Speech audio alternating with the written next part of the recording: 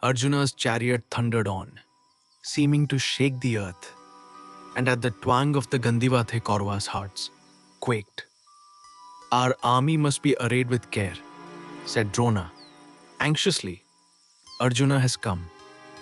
And Duryodhan did not at all like the honor Drona paid Arjuna in that anxiety. The Pandavas swore to spend 12 years in the forest and a 13th undiscovered. Duryodhan told Karna, the 13th year is not over, and Arjuna has revealed himself too soon. So, why should we fear? They must go back to the forest for 12 years more. Drona has the cold feet of the overlearned. Leave him in the rear, and let us advance to battle. He was counting a calendar wrong and building a war on the error. Karna agreed and blew his own trumpet as usual. Our soldiers tremble and whisper that the man on the speeding chariot is Arjuna, he said. But why fear him? Even were he Parsurma?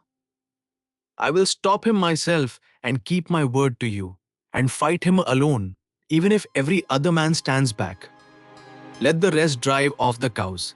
I will hold Arjuna single-handed. Kripa cut across the boast. This is pure tomfoolery, he said.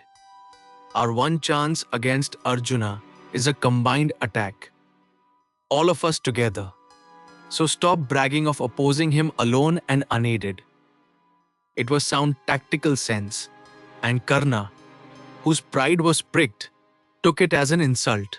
The teacher forever sings Arjuna's praises, Karna sneered.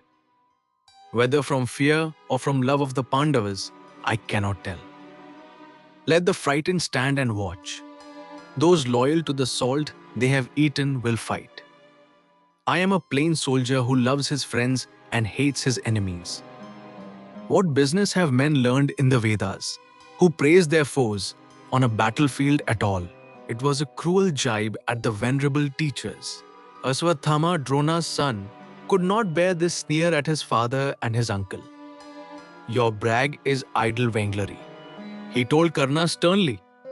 The king is not yet taken to Hastinapura, and the battle is not yet won. We may be mere reciters of the Vedas and not true Kshatriyas, but I have found no scripture anywhere that says it is honorable for kings to seize a kingdom by cheating at dice. The fire is silent, yet it cooks, said Aswatthama.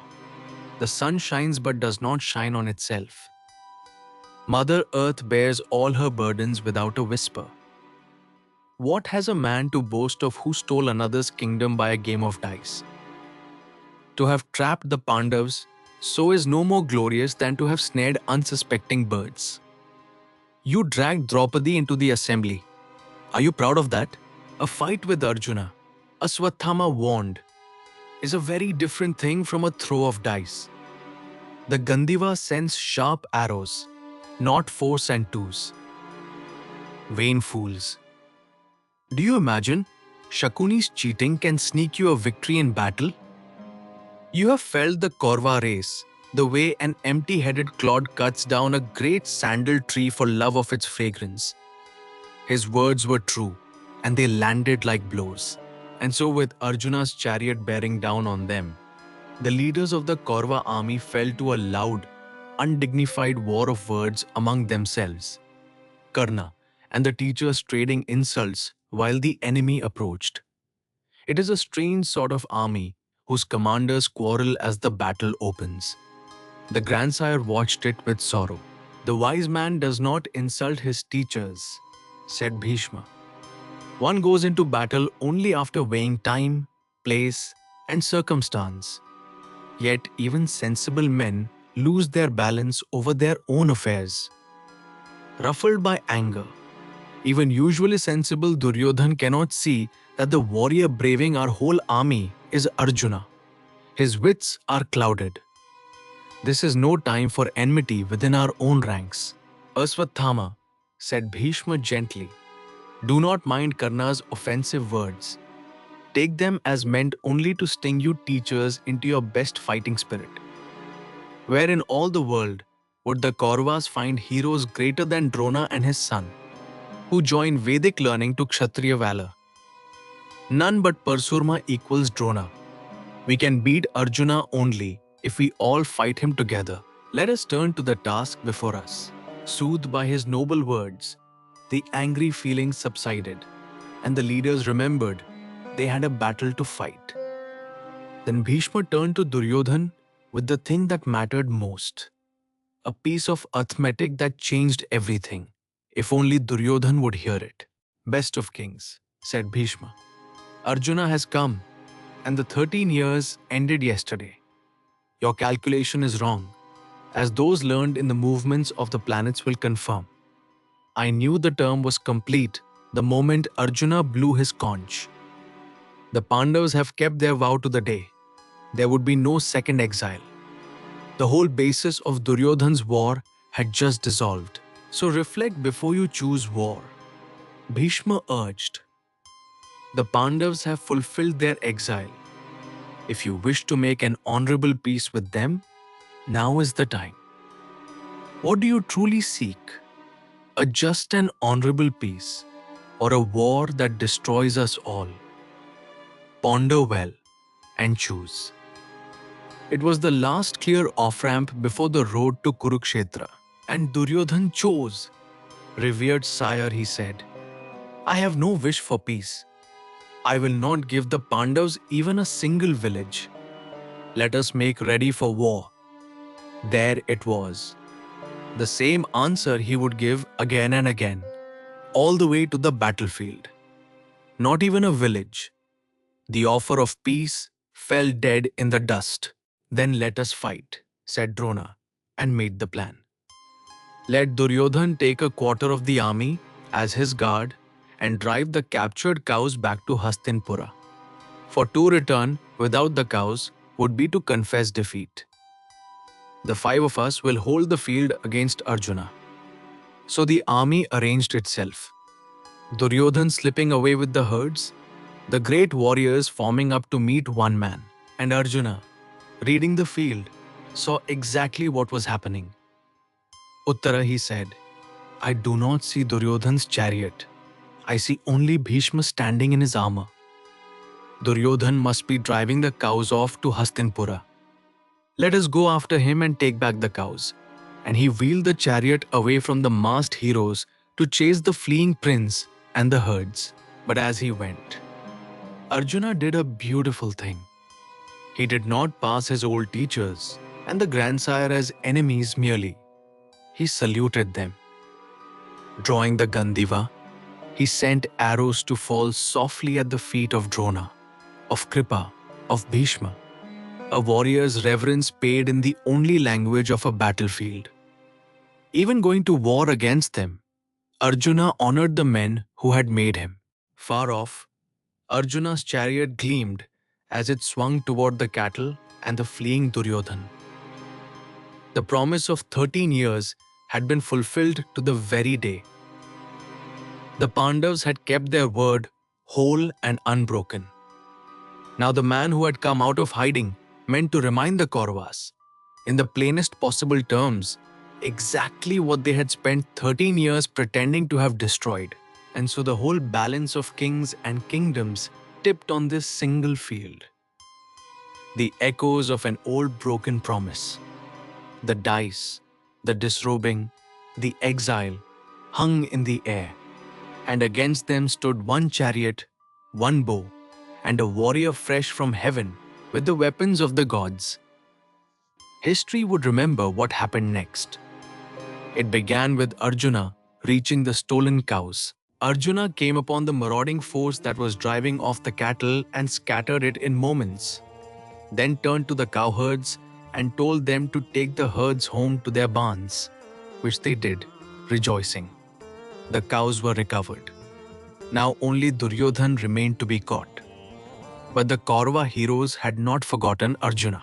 Seeing him ride after their prince, Bhishma and the great warriors wheeled and rushed to surround him, arrows raining in, and then Arjuna showed them what 13 years had not dulled.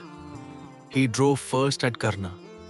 Karna, who had boasted he would hold Arjuna alone and beat him from the field. He turned on Drona and defeated him too. And when Drona stood spent with fatigue, Aswatthama sprang in to cover him, so that the exhausted teacher could withdraw. One after another, the greatest warriors of the age came against Arjuna, and one after another, they were overmatched. Then Aswatthama himself faced Arjuna, and they fought a bitter duel until Aswatthama tired, and Kripa took his place and pressed the attack. But Kripa too was beaten, and the whole Kaurava army began to break and flee in fear. Again and again, Bhishma and Drona rallied them and brought them back.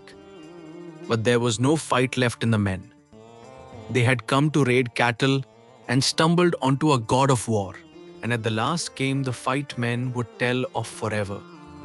Bhishma against Arjuna, grandsire against grandson, the two greatest bowmen of the age. It was so glorious a duel that the epic says, the very gods came down from heaven to watch it. Arrow answered arrow in a storm that darkened the air. But when it was over, the field belonged to Arjuna, and the Kaurava army had nothing left in it but the wish to be gone. The screen of heroes had failed, and Arjuna came up at last with Duryodhan himself and attacked him hard. Duryodhan was beaten and fled.